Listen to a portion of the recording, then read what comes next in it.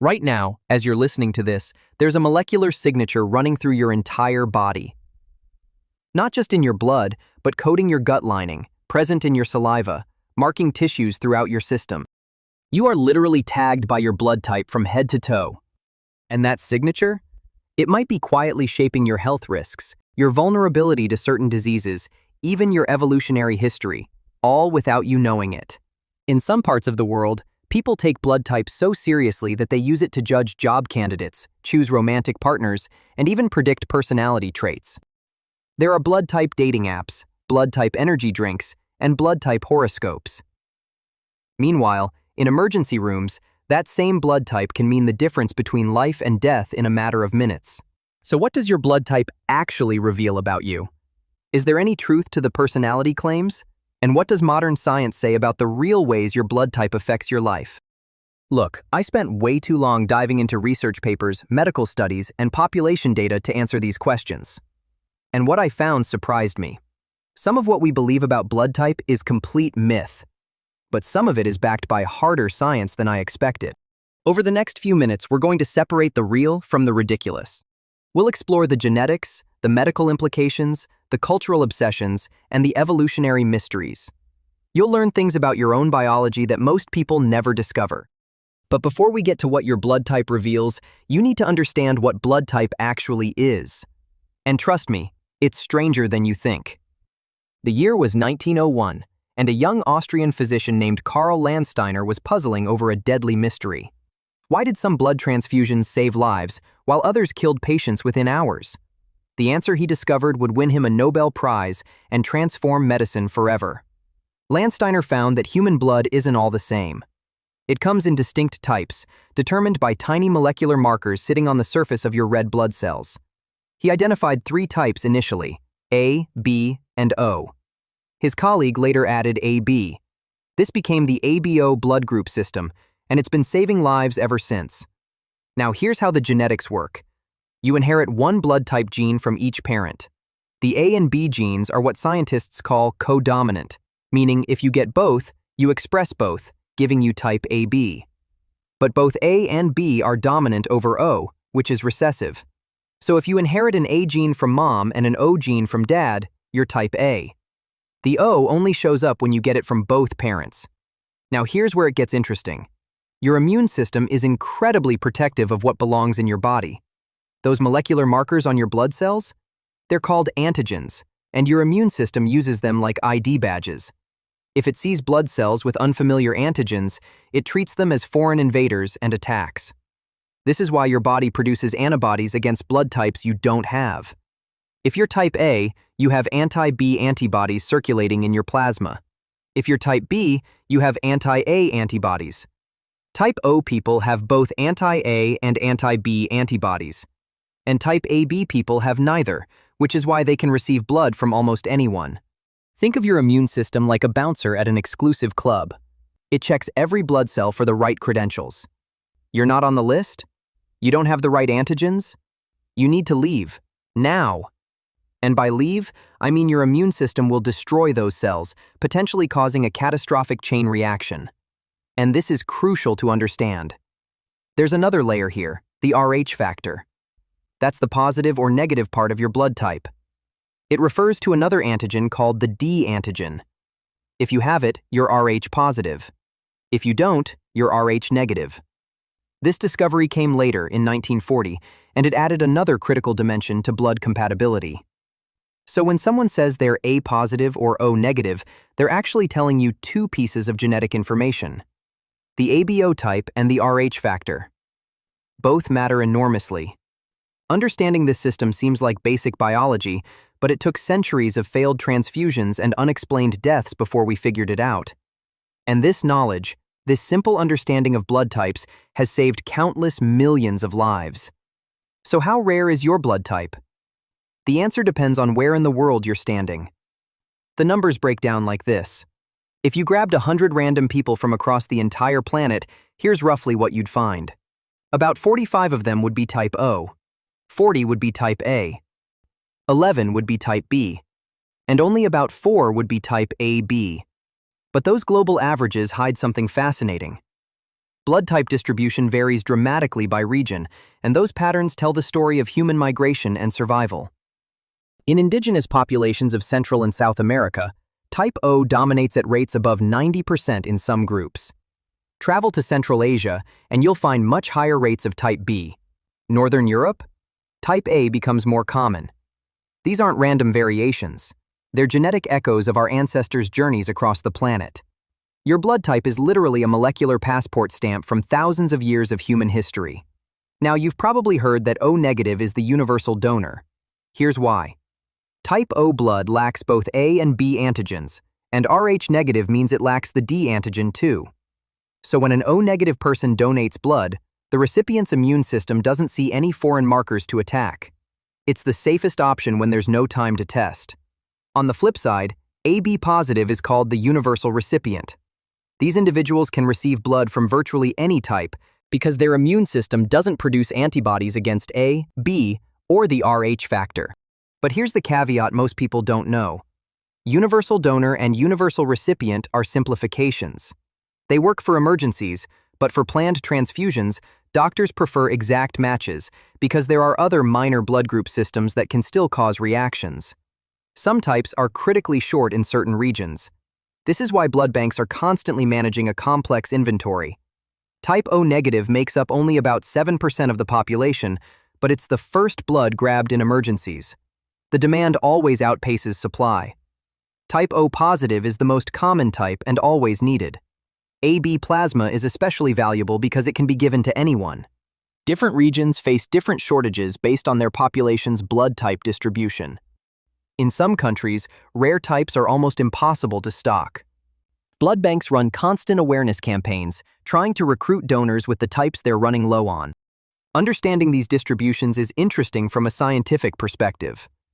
But in an emergency room, it becomes life or death. Picture this.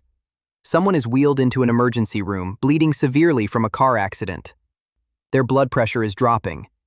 They need a transfusion immediately. There's no time to run a full blood type test. In an emergency room, seconds matter. What happens next? The medical team grabs O negative blood. It's the default, the emergency backup, the type that's least likely to cause a reaction when there's no time to check. Those bags of O negative represent a safety net bought with donated blood from people who will never know whose life they saved. Now imagine a different scenario. The wrong blood type is given. Maybe there was a labeling error. Maybe it was a chaotic mass casualty situation. What happens next is terrifying. Within minutes, the patient's immune system launches a full attack on the foreign blood cells. This is called a hemolytic transfusion reaction, and it can be fatal. The body's immune system doesn't care that the blood was supposed to help. It sees foreign antigens and responds with everything it has. Red blood cells rupture. Kidneys can fail. Blood clotting goes haywire. What was meant to save a life becomes a medical emergency on top of whatever brought the patient in. This is why blood typing protocols are so rigorous. This is why hospitals check and double-check. The consequences of getting it wrong are catastrophic. But emergency transfusions aren't the only life-or-death blood type situation. There's another one that used to devastate families, and it has to do with pregnancy. This used to kill babies. Here's how it works. If a mother is Rh negative and her baby is Rh positive, inherited from the father, there's a dangerous potential mismatch. During birth, some of the baby's blood can enter the mother's bloodstream. Her immune system sees those Rh positive cells, recognizes them as foreign, and develops antibodies against them. The first pregnancy is usually fine, but those antibodies stay in the mother's system.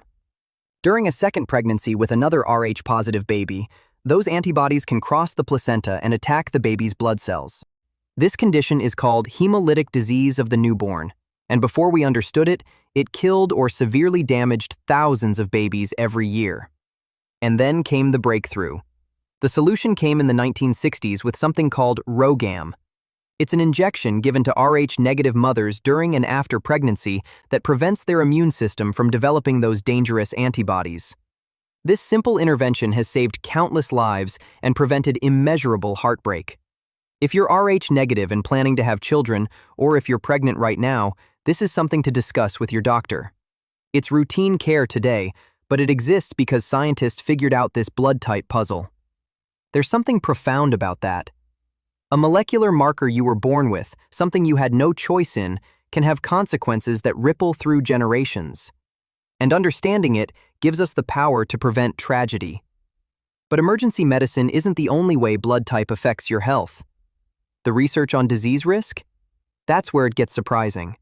Here's where we move from emergency medicine into something you can actually use for everyday health awareness. And I have to tell you, some of this research surprised me. The research here is solid. Let's start with heart disease. Multiple large-scale studies have found that people with non-O blood types have a higher risk of cardiovascular problems. We're talking about type A, type B, and type AB. The increased risk isn't massive in any individual study, but it's consistent across research, and the mechanism makes biological sense. It comes down to clotting. Non-O blood types have higher levels of certain clotting factors in their blood, particularly something called von Willebrand factor. This makes their blood slightly stickier, more prone to forming clots. And clots are what cause heart attacks and strokes. 30% higher risk. Let that sink in. Some studies have found that non-O types have up to 30% higher risk of venous thromboembolism, those dangerous blood clots in deep veins. 30% isn't a small difference. It's significant enough that some researchers have suggested blood type should be considered in cardiovascular risk assessments. Now, if you're type O, don't celebrate too quickly. You have your own vulnerabilities. Type O individuals have consistently higher rates of peptic ulcers and stomach issues. The culprit seems to be H. pylori, the bacteria that causes most ulcers. For reasons scientists are still working to fully understand, H. pylori seems to bind more easily to the gut lining of type O individuals. And the connections keep going. Studies have looked at blood type and infection susceptibility. Type O appears to offer some protection against severe malaria, which we'll explore more later. But type O individuals may be more vulnerable to cholera. Different blood types seem to affect susceptibility to norovirus, that brutal stomach bug that sweeps through cruise ships and schools. During the COVID-19 pandemic, researchers noticed patterns. Some studies suggested type O might have slightly lower susceptibility to infection, while type A might have slightly higher risk of severe outcomes. The findings weren't consistent enough to change medical practice, but they added to the picture of blood type influencing immune response. Then there's cancer. Large epidemiological studies have found correlations between blood type and certain cancers. Type A has been associated with higher rates of gastric cancer. Several studies have found links between non-O blood types and pancreatic cancer. These are correlations, not certainties, but they keep appearing in the data. And here's something that genuinely surprised me. Your blood type affects which bacteria thrive in your gut. Your blood type influences your gut microbiome. Those blood type antigens we talked about earlier? They're not just on your blood cells. They're expressed on the lining of your gut. And different bacteria thrive in the presence of different antigens. Your blood type is literally shaping which microorganisms set up home in your digestive system. The implications of this are still being researched, but it suggests blood type might influence digestion, immune function, and possibly even aspects of metabolism in ways we're only beginning to understand. This is real, and it applies to you. Now, I want to be clear about something. Having a blood type associated with higher risk of something doesn't mean you'll definitely get it. And having a blood type associated with lower risk doesn't mean you're immune. These are population-level patterns. Your individual health depends on countless factors, including diet, exercise, genetics beyond blood type, and plain old chance. But knowing your blood type's risk profile can inform conversations with your doctor. It's one more piece of information in the complex puzzle of your health. This is all hard science, supported by peer-reviewed research and large population studies. But there's another claim about blood type you've probably heard, one that takes us in a very different direction. The claim that your blood type determines your personality. In Japan and Korea, this is everywhere. One of the first questions you might be asked on a date isn't about your job or your hobbies. It's about your blood type. And your answer might determine whether there's a second date. Welcome to the world of Ketsueki Gata, the blood type personality theory. It's everywhere in East Asian pop culture. Dating profiles list blood type alongside height. Job interviews sometimes ask about it. Anime and manga often define characters by their blood type, trusting audiences to instantly understand what that means about their personality. Here's how the theory breaks down. Type A people are supposedly anxious, earnest, and perfectionist. They're seen as organized but also uptight. Type B individuals are cast as creative, passionate, and independent, but also selfish and irresponsible. Type O gets described as confident, strong-willed natural leaders, but also insensitive and aggressive. And Type AB? They're characterized as rational and controlled, but also indecisive and two-faced. If you know your blood type, you probably just evaluated whether your personality matches. That's how seductive these systems are. There are blood type energy drinks. The phenomenon has spawned an entire industry. There are blood type horoscopes updated daily. Blood type compatibility charts for relationships. Blood type self-help books explaining how to succeed based on your A, B, O, or AB status. Some Japanese schools used to separate students by blood type for classroom activities. Some companies have reportedly used blood type in hiring decisions or team formation. It's embedded deeply enough in the culture that there's even a term for blood type discrimination. They call it burahara, blood harassment. From a Western perspective, this might seem bizarre. But consider how many people in Europe and America take zodiac signs seriously. The appeal is similar. We crave patterns that help us understand ourselves and others. We want simple frameworks for the complicated mess of human personality. And there's something especially compelling about blood type as a personality indicator. Unlike zodiac signs, which are based on arbitrary star positions at birth, blood type is biological. It's scientific. It's really there in your body. That gives the personality claims a feeling of legitimacy, even if the connection between antigens and anxiety is non-existent. So is any of it true? I have to be honest with you about what the science actually shows. Researchers have tested blood type personality theories repeatedly. And repeatedly, they found essentially nothing. Study after study, across different cultures and sample sizes, the conclusion is the same. There's no meaningful correlation between blood type and personality traits. The distributions of personality characteristics across blood types look basically identical. Type A people aren't more anxious. Type B people aren't more creative. Type O people aren't better leaders. The studies consistently find nothing. The largest studies, involving tens of thousands of participants, find no pattern. Nothing. Personality and blood type appear to be completely independent. There is one exception. I have to be fair here. A large Japanese study using data from over 10,000 participants did find a tiny correlation between Type A and a trait called persistence. Tiny. Statistically significant only because of the enormous sample size, but practically meaningless for predicting any individual person's personality. Does that single finding in one study validate the entire blood type personality system? No. But it means I can't say there's absolutely zero connection ever found. Science demands that kind of honesty. So why do people believe so strongly in something the research doesn't support? The answer lies in how our minds work. Confirmation bias is powerful. Once you believe Type A people are perfectionists, you notice every time a Type A person seems perfectionist. You don't notice or remember the times they're laid back. You're essentially collecting evidence for a conclusion you've already reached. There's also the self-fulfilling prophecy effect. If you grow up hearing that your blood type means you're creative and independent, you might unconsciously embrace those traits. The personality isn't caused by the blood type. It's caused by believing the blood type matters. These psychological mechanisms turn a random biological marker into a seemingly accurate personality system. But here's what's actually true. Your blood type won't tell you if you're creative or stubborn, reliable or impulsive. Those aspects of who you are come from somewhere far more complex than the antigens on your red blood cells. But here's what I find genuinely interesting. Your blood type does shape your biology, just not your personality.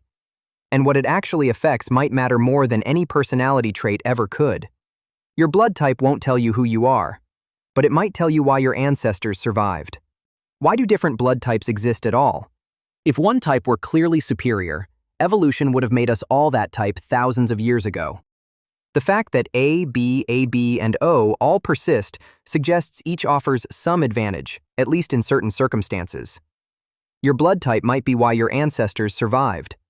Welcome to the battlefield of human evolution, where blood types served as armor against ancient enemies. The evidence is strongest for malaria.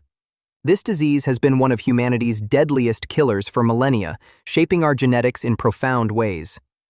Type O blood appears to provide some protection against severe malaria.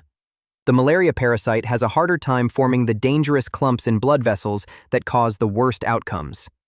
Type O provided protection against severe malaria. In regions where malaria has been endemic for thousands of years, type O is often more common.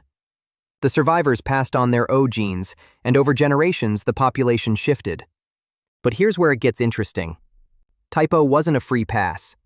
While it helped with malaria, it may have made people more vulnerable to cholera. And cholera was another ancient killer. In regions where cholera was more of a threat than malaria, different blood types might have had the advantage. Different diseases, different advantages. This is what evolutionary biologists call balancing selection. No single blood type wins everywhere. Different types offer advantages against different threats. So human populations maintain a mix, a kind of genetic insurance policy for our species. The geographic distribution of blood types today reads like a survival map of our ancestors' struggles. High type O and tropical malaria zones. Different patterns where cholera or plague or other diseases shaped who lived and who died. Your blood type connects you to these ancient battles. Those molecular markers you carry represent survival strategies that worked, at least often enough for your ancestors to live long enough to pass them on. There's something profound about that. In your veins right now flows the legacy of countless generations who faced diseases we've largely forgotten, who survived threats we'll never face. Your blood type is their gift to you, even if you never know exactly what it protected them from. Blood type diversity is evolutionary insurance for our entire species. Blood type diversity isn't a quirk of biology. It's evidence of how life adapts and persists in the face of constant threat. We are collectively, as a species, harder to wipe out because we're not all the same. The ABO system is just the beginning, though. There are blood types so rare, they're almost mythological. Most people know about ABO and positive or negative, but that's just the surface. There are over 30 blood group systems known to science, involving hundreds of different antigens. Kell, Duffy, Kidd, and dozens more that most people have never heard of. For routine transfusions, ABO and RH are usually enough to worry about. But for people with rare combinations or those who need many transfusions over time, these other systems start to matter. Some blood types are rarer than 1 in a million. Consider the Bombay phenotype. People with this condition appear to be type O, but they can't even receive type O blood. They lack a precursor antigen called H that everyone else has. In India, it occurs in maybe 1 in 10,000 people. In Europe, it's closer to 1 in a million. If someone with Bombay phenotype needs blood, they can only receive blood from other Bombay phenotype individuals. Finding donors becomes a global search. And then there's Rh null. This is the rarest blood type known to exist. People with Rh null blood lack all Rh antigens, not just the D antigen that determines positive or negative. Fewer than 50 people in the entire world have this blood type. Medical professionals call it golden blood. Not because of its color, but because of its preciousness. Rh null blood can theoretically be given to anyone with rare Rh blood types. It's incredibly valuable for transfusions when nothing else will work. But here's the tragic paradox. People with Rh null can donate to almost anyone with Rh issues, but they can only receive blood from other Rh null individuals. Their blood could save others, but almost no one can save them. The few people in the world with this condition have to be extraordinarily careful. Some donate their own blood to be stored, just in case they need surgery someday. Scientists can now convert blood types in a lab. On the frontier of science, researchers are working on something remarkable: enzymes that can strip antigens from blood cells. Imagine taking type A blood and converting it to type O. This technology is in development, and if it succeeds, it could transform blood banking. Shortages of universal donor blood could become a thing of the past. The complexity beneath your routine blood type result is staggering. Your simple A positive or O negative designation sits atop layers of molecular detail that science is still mapping. So with everything we've covered, what should you actually do with this information? Let's get practical. Here's how to actually use what you've learned. If you don't know your type, find out. You can ask at your next doctor's visit. You can learn it by donating blood. There are even home testing kits available. This is basic self-knowledge that could matter in an emergency. Type O negative and O positive are always in demand. Once you know your type, consider donation. Type O negative donors are always in critical demand since their blood can be used for anyone in an emergency. Type O positive is the most common type and constantly needed. If you're AB, your plasma is especially valuable because it can be given to anyone. Regular blood donors quietly save lives all the time. A single donation can help up to 3 people. And your specific type determines what your body can offer others. Use your blood type information in conversations with your doctor. If you're non-O, you have slightly higher cardiovascular risk factors worth monitoring. If you're type O, digestive health might deserve extra attention. These aren't dramatic interventions, but informed discussions with healthcare providers are always better. This opens up important conversations. Think about your family too. Blood type can be a doorway into understanding family health patterns. It connects to genetics in ways that might prompt useful questions about what conditions run in your family. Finally, make sure your blood type is documented somewhere accessible. Put it in your phone. Tell family members. 2 people with identical blood types can have completely different health outcomes. One might develop heart disease. The other might live to 90 without incident.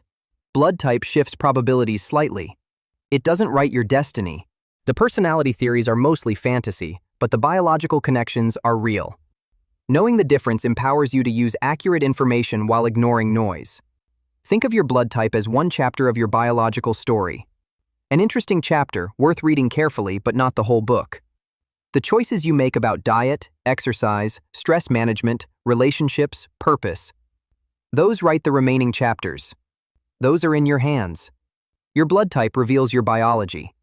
It connects you to ancestors who survived ancient plagues, to a global community of people who share your antigens, to a medical system that can save your life because scientists figured out what those molecular markers mean. But your potential? That's something only you can decide.